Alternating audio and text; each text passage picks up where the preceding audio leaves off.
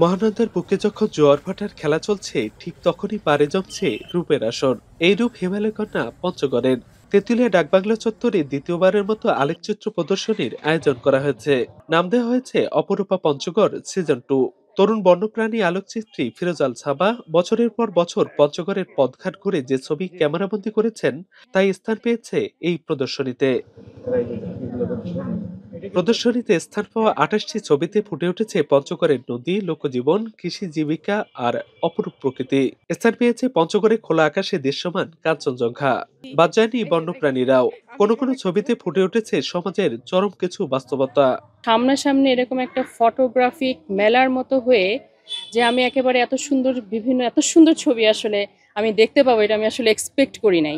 ছবিগুলার যে স্মুথনেস, তার যে লিনিয়ারিটি, যে কতটুকু এবং পারসেপশনটা, আমার কাছে মনে হয়েছে যে সে যদি ভিতর থেকে অনুভব না করতো তাহলে তো এই ছবিগুলো এইভাবে উঠে আসতো না। আমার খুব ভালো লাগছে যে পুরা পঞ্চগড়কে আমি দেখতে পাইছি। আর আমি চাই যে এই ছবিগুলো ঢাকায় যাক, মানে যারা পঞ্চগড় তেঁতুলিয়া খুব একটা আসে না তারা এখানে আসুক। হালকা শীতের এই সময় তেঁতুলিয়ায় জমছে পর্যটন। বেরসিক আকাশের কারণে যাদের কাঞ্চনজঙ্ঘা দেখার সুযোগ হয় না, তাদের কাছে এই আলোকচিত্র প্রদর্শনী ভিন্ন মাত্রা যোগ করে।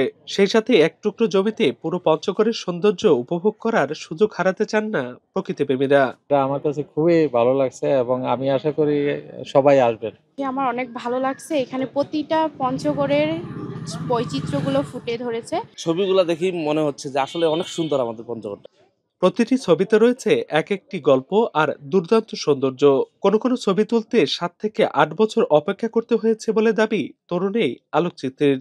এই ছবিটা আমি তুলছি, এটা এক ধরনের মেসেজ দেয়, যে এই মেসেজটা ছবিতেই লুকায়িত আছে। লোক বৈচিত্র্য আছে, জীব বৈচিত্র্য আছে।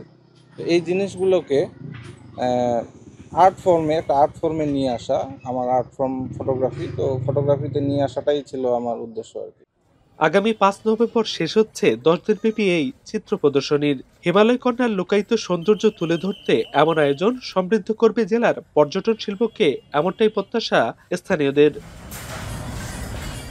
লুৎফর রহমান, এখন পঞ্চগড়।